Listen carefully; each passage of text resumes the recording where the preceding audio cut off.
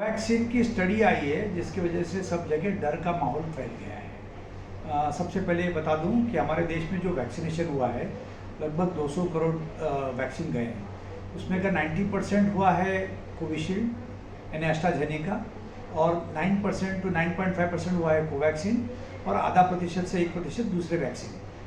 दूसरी बात यह है कि ये जो स्टडी आई है इस स्टडी के अंदर थोड़ा सा बायस है। ठीक है कि ये स्टडी बनारस हिंदू यूनिवर्सिटी की है, BHU की है, बड़ा रेपुटेड इंस्टीट्यूट है, लेकिन इसमें बायस क्या है कि जो 927 लोगों की स्टडी है उसके अंदर कंपैरिजन का पॉपुलेशन नहीं है कि जिन लोगों ने 927 लोगों ने वैक्सीन लिया है और उतने ही लोगों ने वैक्सीन नहीं लिया है और उनके अंदर क्या हुआ। अगर ये स्टडी होती तो इस स्टडी को ज़्यादा हम तवज्जो दे सकते थे। स्टडी के अंदर 4 लोगों की मौत हुई है, 927 में से 4 लोगों की, और चारों के चारों जो डेथ हुई है वो चारों के चारों को डायबिटीज़ था, उसमें 3 को हाइपरटेंशन था, एक को म्यूकरमाइकोसिस हुआ था, एक को जस्ट रिसेंटली कोविड होकर गया था, तो हो सकता है कि इमीडिएटली कोविड होने के बाद में वैक्सीन दिया उसका इफेक्ट आया है।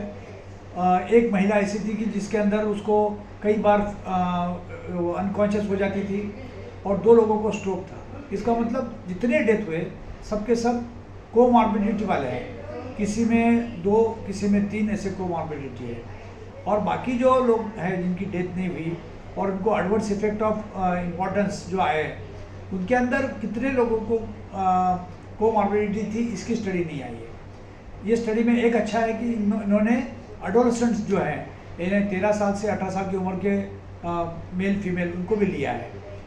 4 डेथ में से 3 डेथ फीमेल की हुई है, ये थोड़ा सा चिंताजनक विषय है।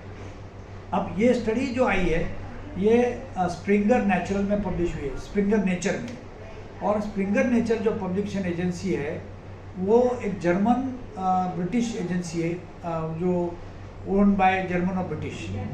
इसका मतलब ये कि इसके अंदर थोड़ा और भी बायस है क्योंकि जो एस्ट्राजेनेका वैक्सीन है वो जर्मन ब्रिटिश कंपनी ने बनाया हुआ वैक्सीन था और उनकी थोड़ी सी बदनामी होने के बाद उनको ये बताना था, हो सकता है कि ये कई जितने भी वैक्सीन है सब में कुछ ना कुछ खामी है और इसीलिए उन्होंने फास्ट ट्रैक करके पब्लिश किया है। यही स्टडी कोई बड़े जर्नल में जाती जो जिसका इम्पैक्ट फैक्टर बहुत ज़्यादा होता है, इसका इम्पैक्ट फैक्टर खाली 1.5 है, तो ऐसी स्टडी पब्लिश नहीं होती क्योंकि इसको कंपैरिजन पॉपुलेशन नहीं है। तो मेरा लोगों से ये दरख्वास्त है कि आप डरिए मत। कोरोना का वैक्सीन लेकर कई साल हो गए, अब हम उसमें से बाहर आ चुके हैं। अब जो कोरोना आएगा, कोविड आएगा, वो बहुत माइल्ड है, आपको कोई तकलीफ नहीं करता है।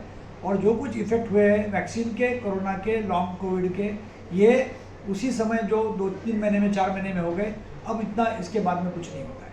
धन्यवाद।